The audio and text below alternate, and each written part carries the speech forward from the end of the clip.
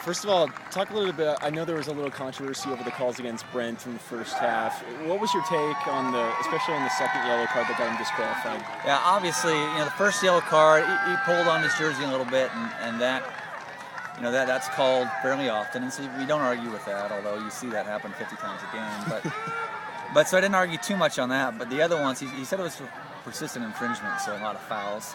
And Brent does that. I mean, Brent goes in hard. He doesn't intend to foul anyone ever, really, but he intends to go in really hard every time. And so, the referee's within the rules to do that. I thought it was really harsh. I mean, you could give 5 people a red card every game if you refereed the game like that. But he did warn him. That's what he said at halftime. If he warned Brent and then Brent did it again, then the fault's on Brent. Brent's goal, coming off that loose ball coming off the scrum, kind of a looping shot. I mean, is that something that he's capable of doing, looping the ball up and in like that, or is that something that it just kind of luck of the draw right there? Yeah, I mean, all players can hit that. All players at this level can hit that, but not that accurate that often. I mean, that's why it's one in a hundred. You don't see that very often. I mean, that would be probably the goal of the World Cup so far. If that was in the World Cup, I mean, that was a spectacular goal. And whether he could do it again, I don't know. He did it that time. So something that definitely was an accident was your second goal from Kip over to Tony. I mean, just talk about that beautiful play and how good it was to see that as a coach, especially after you guys haven't scored for a couple games. Yeah, and the last 2 practices we've been working on our wing play, trying to get down to the end line. So that was a fantastic goal. Really, in my mind, probably the best goal we've scored all year as far as the build-up and the organization. So I'm real proud of that goal for sure. Tony did a great job, and it was fantastic.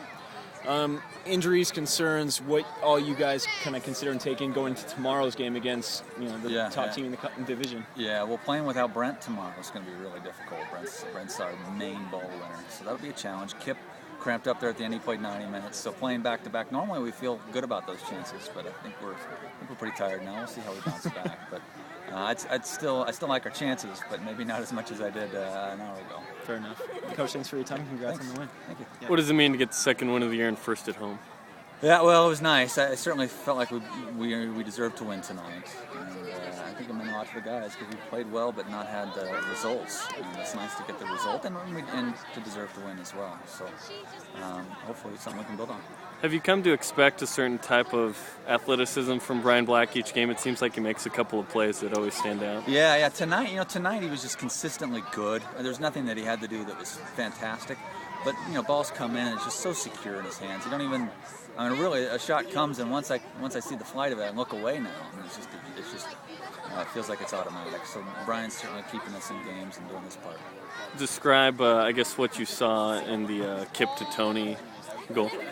Yeah, well, Kip, a fantastic run. Tony was actually part of the build-up at the midfield stripe, and so a little give and go, and released him wide. It's actually something we had on our board to do today against these guys, and absolutely brilliant. And then Tony did a great job of staying in that soft spot. Defender in front of him, defender behind him, but he stayed in that biggest gap, and was able to find a bit of time and space and slot it in. How do you translate play against SoCal to play against any other team? Well, they're a good team. The team we have tomorrow night is a little bit better. So we're going to have to play a lot better tomorrow night to get a result, that's for sure. Blue Star have always been a fantastic team and always been tough for us to beat.